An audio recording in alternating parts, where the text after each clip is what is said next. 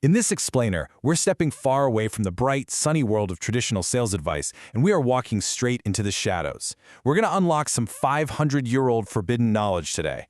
Look, if you think being a good person is the absolute most important part of selling or persuading others, well, the source material we're digging into today is going to completely shatter that illusion.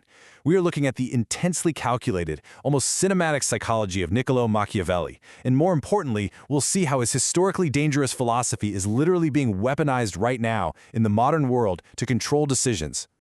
Okay, so let's dive right into this. We are totally abandoning the motivational fluff today, right? We're not here to talk about getting out of your comfort zone. Listen to this quote from Machiavelli. "The wise prince gives people the appearance of freedom while controlling all outcomes." That is heavy. According to this philosophy, true power isn't about forcing someone's hand. No way.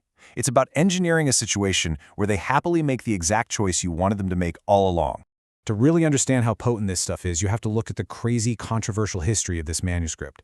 Machiavelli writes The Prince back in 1513. Fast forward to 1559, and it is completely banned by the church. They labeled it purely evil. Then, all throughout the 1600s, governments were terrified of it. They thought it was incredibly dangerous. And why? Because it totally bypassed morality to expose these raw, unfiltered, mechanical truths about human nature. Fast forward to today, and as our source points out, these exact same dark philosophies are being quietly weaponized in modern sales and negotiation. Understanding them basically turns you into the most dangerous player in any room. Which brings us to part 1, the forbidden sales playbook. And this brilliantly illustrates the core difference between an amateur and an absolute mastermind. The biggest mistake you can make, according to this playbook, is giving someone total freedom to decide.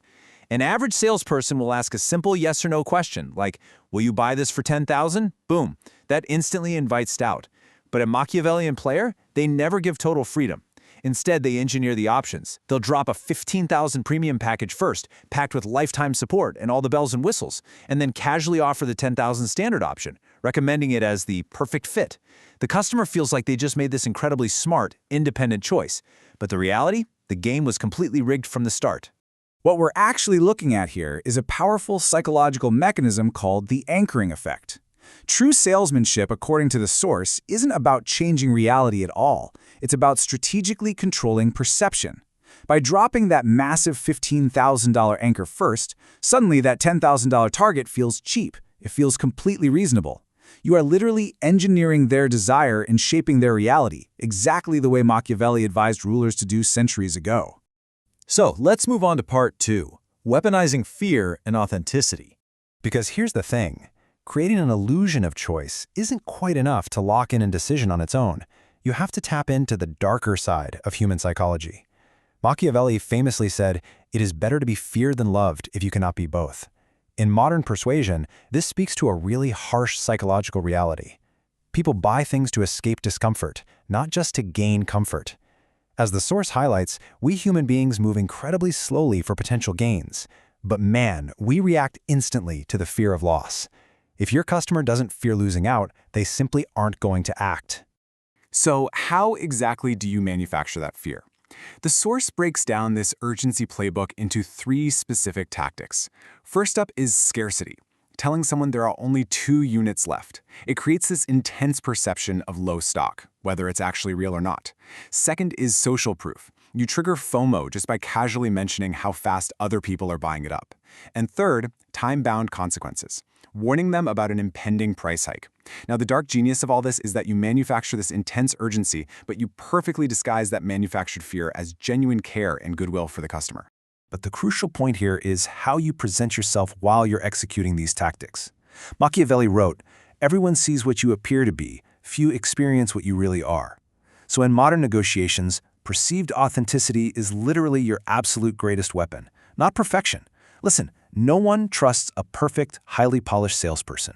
They trust people who seem a bit vulnerable, people who seem honest. The source outlines exactly how to wear this mask of authenticity strategically. It's basically a 3-step dance. First, you actually recommend a cheaper, more practical product to the customer.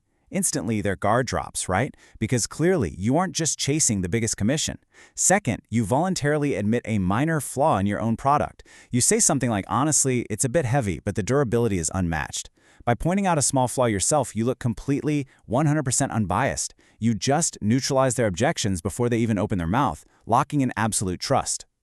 Which leads perfectly into part 3, controlling the narrative frame. Because once you have that absolute trust, you have to dictate the terms of reality. The core philosophy here is super simple. Whoever controls the narrative frame controls the ultimate sale. So imagine a customer looks at a price tag and says, 50,000 is way too much. That massive number is now just hovering in the air. It represents this major, intimidating objection. And the moment an average seller hears this, they instantly go on the defense. They start justifying all the features, scrambling to prove why the product is worth that huge number. But guess what? The customer just set the frame, and the seller is losing. But a Machiavellian player? They never defend. Never. They shift the perspective completely. They take that massive 50,000 and they break it down.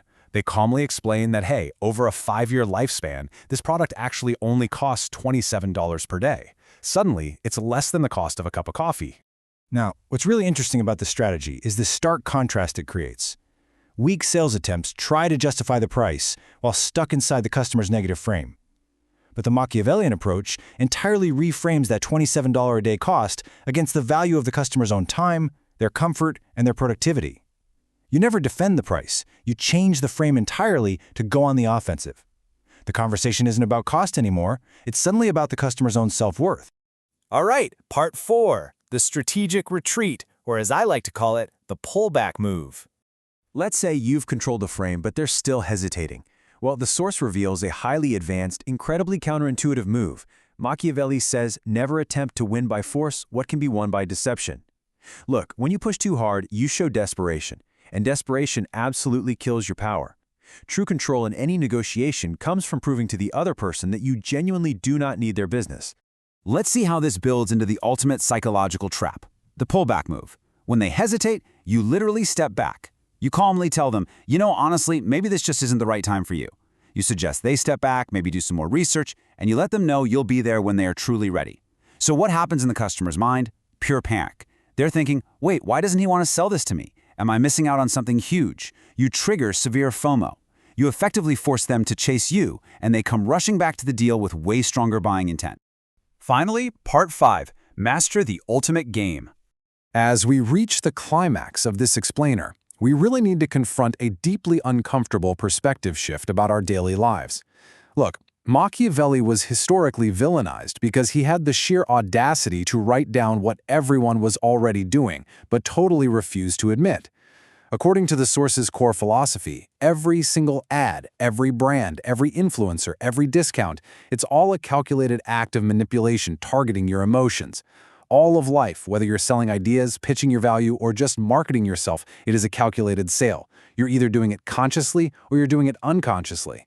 Which leaves us with a pretty stark, powerful reality to confront today. In this grand architecture of persuasion that surrounds us every single day, are you playing the game, or are you the one being played? Understanding these principles doesn't just make you better at sales. It honestly makes you immune to the manipulation of others. If this deep dive into forbidden knowledge shifted your perspective even a little bit, hit subscribe, because next time we are unlocking the dark secret to reading absolutely anyone's psychology in under 30 seconds. Believe me, you won't want to miss